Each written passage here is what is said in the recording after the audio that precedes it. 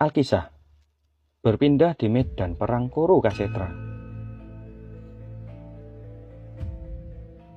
Matahari pagi di padang Kurukshetra tampak kemerahan seperti darah. Debu beterbangan menutupi pandangan mata, seolah bumi sedang bergejolak.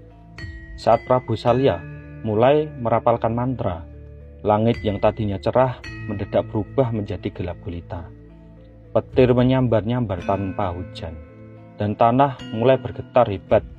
Dari pori-pori kulit Prabu Salya keluar asap putih yang merubah wujud menjadi ribuan raksasa kecil yang mengerikan. Inilah Aji Condro Birowo. Suara lengkingan para raksasa itu memekakkan telinga, menciptakan suasana yang lebih menyeramkan daripada neraka. Udara terasa panas, membakar, dan burung-burung di angkasa jatuh bergelimpangan karena kehilangan arah. Prabu Salya berdiri gagah di atas kereta perang kencana yang ditarik oleh 4 kuda putih. Tangannya tidak memegang busur panah, melainkan bersedekap di dada. Matanya terpejam rapat, memusatkan seluruh energi batinnya. Pasukan para Pandawa di kejauhan tampak ribuan prajurit Pandawa yang mulai ketakutan. Para ksatria seperti Bima dan Arjuna tampak waspada, menahan laju kuda dan gajah perang mereka.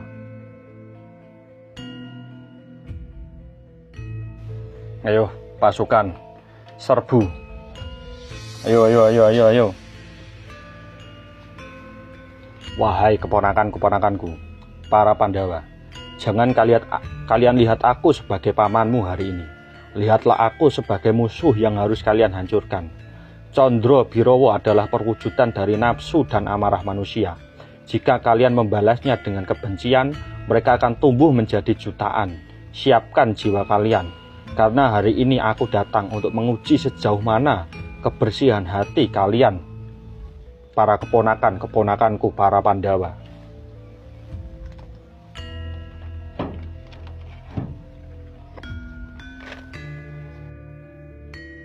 Arjuna, jangan lepaskan panahmu. Lihatlah raksasa itu. Semakin kau lukai, mereka akan membelah diri menjadi 2, 4, 8, hingga tak terhingga.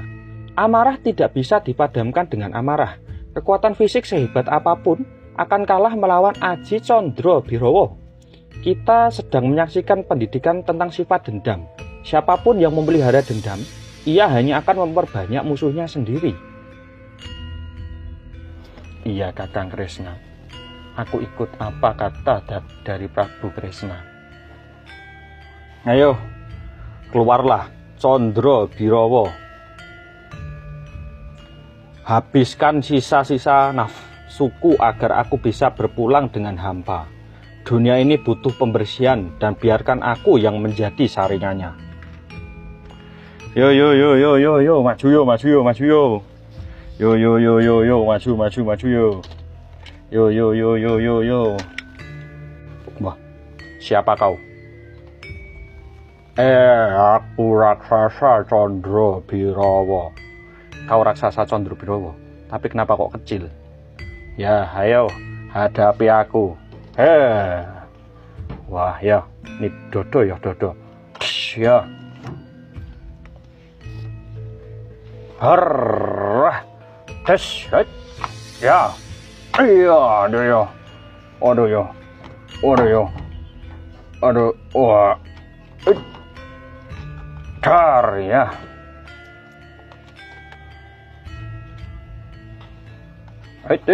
siap, secet, ya,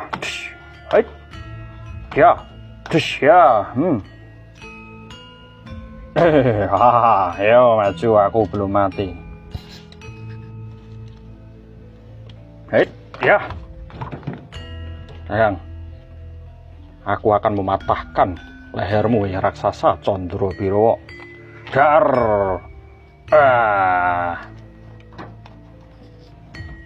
mati olehku.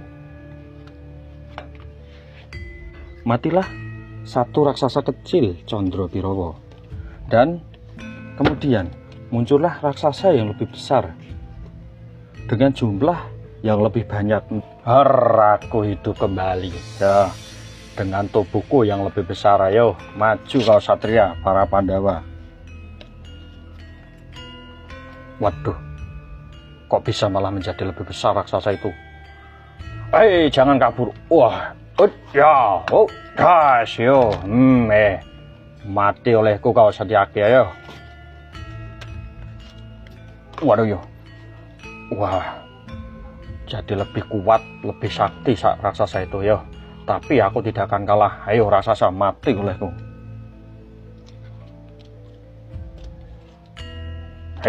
Ya, wih, kok melotot yo. Waduh yo, yo.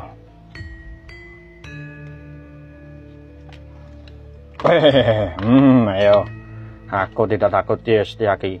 Semakin kau bunuh aku, semakin aku menjadi lebih kuat dan semakin banyak. Ya,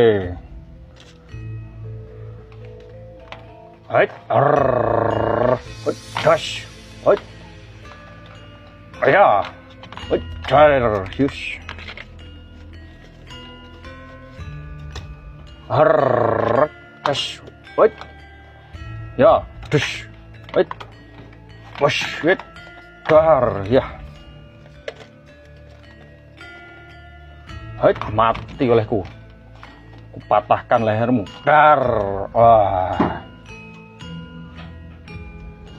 Gimana? Masih mau tanding lagi denganku? Ayo, tunjukkan kekuatanmu kalau memang benar kamu sakti. Raksasa itu pun mati kembali, namun kembali hidup kembali dengan jumlah 2 kali lipat. Raksasa itu menjadi lebih besar dengan jumlah lebih banyak. Ayo, maju kau pasukan para Pandawa. Wah, raksasa itu tambah besar lagi dan tambah jumlah jadi 2. Ini kalau aku tidak laporan sama Sinuwun Prabu Kresna, bahaya ini.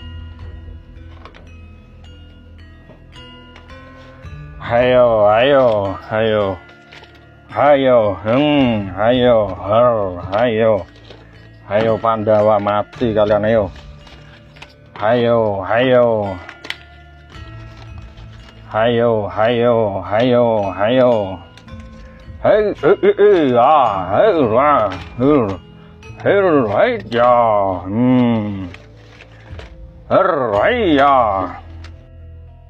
Kang Togog,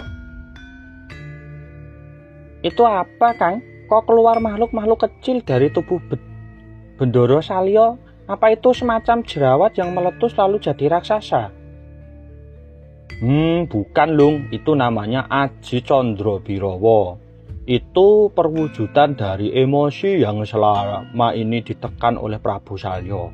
Kamu lihat tidak, semakin prajurit Pandawa marah dan menyerang, makhluk-makhluk itu makin banyak. Itu seperti utang bank, Bilung. Kalau tidak segera dilunasi, bunganya beranak pinak, Lung. Waduh, kalau beranak pinak begitu, apa mereka tidak butuh akta kelahiran, Kang?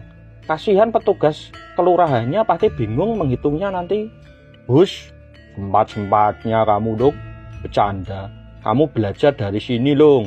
Kalau kamu punya masalah, jangan dihadapi dengan marah-marah.